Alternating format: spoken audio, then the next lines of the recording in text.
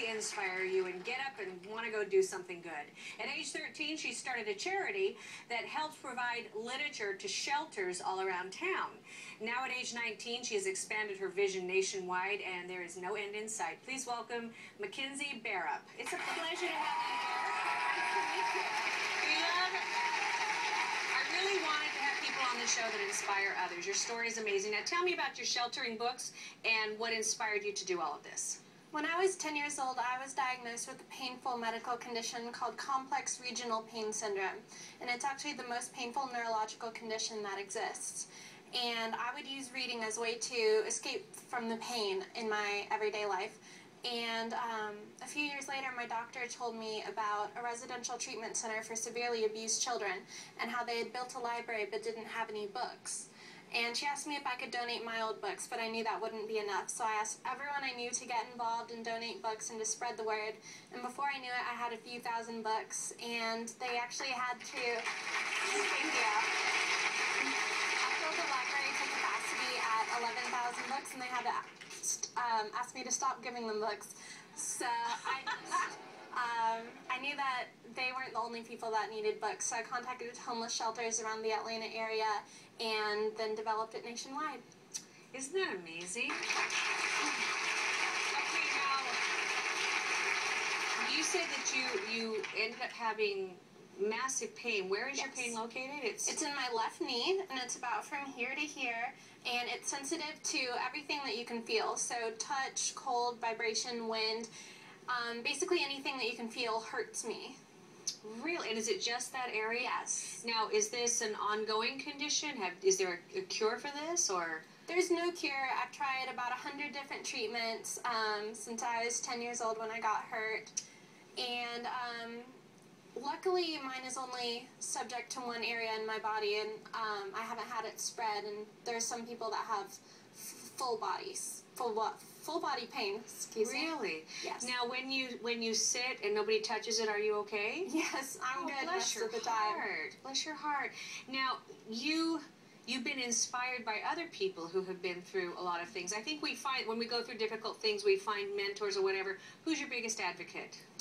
My grandfather was a double amputee due to severe rheumatoid arthritis, and I never heard him complain once. He was in a wheelchair for all of my life, and he still volunteered in his community, and he helped out, and he did anything he set his mind to, and he even helped my grandmother who had MS, and she was in a wheelchair as well, and he would even drive her around to her hair appointments with his prosthetic leg. Okay, seriously? Who are you? I mean, is this just not remarkable? This is the perfect example of what I want this show to be, is to inspire people that no matter how tough life gets, you can still do something good. Thank you. Yes. So, isn't she lovely? Okay, Mackenzie, how did reading specifically help you deal with the pain? Well, for me, reading just takes me into another world. It takes me into the life of the character that I'm reading about. And so when I'm in that other world, I don't feel any pain, and I don't feel any sadness that I might be going through because of the pain if I'm unable to do something that all my friends are doing.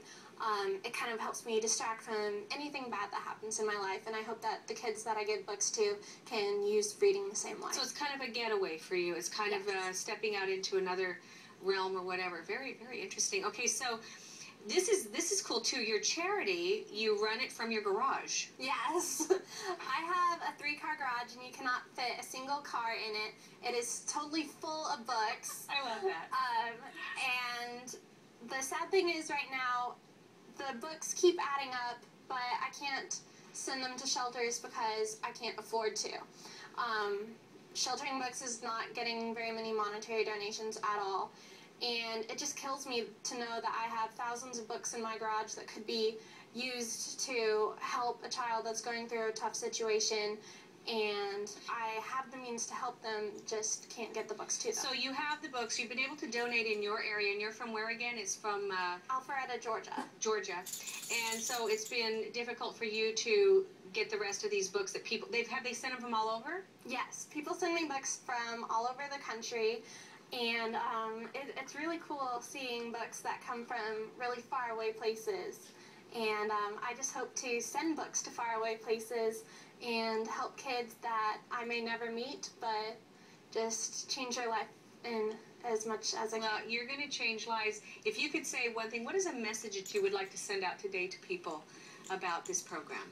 I want to let people know that no matter how young you are, no matter how much you have, or no matter how much pain you're in, whatever disability you may have, you can change the world and you can help others, and you can do anything that you set your mind to.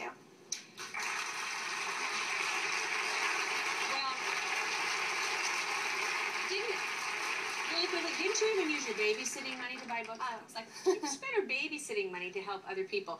Okay, so one of the things that we like to do here is to help people do those things. And you know, I work with 17 million children with my charity. Wow. And now these kids aren't in shelters, but they go through a lot of pain and all different kinds of everything they're treated. This is a check to help send some of those books to your shelters. Are you serious? And I'm going to give you the name of somebody to contact, and we're going to get those books out for you, okay? That's amazing. Thank you so much. You don't know how much I appreciate that. Oh my gosh. It's wonderful that you're doing these things and sending it. Oh, thank you so much. For more information on how you can help with sheltering books, it's a wonderful program. And to help Mackenzie accomplish her dream, go to hallmarkchannel.com/Marie. We'll be right back.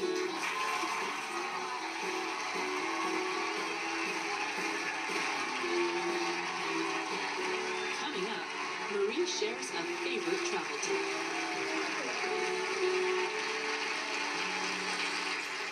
If you're in the Los Angeles area and you want to be a part of my studio audience,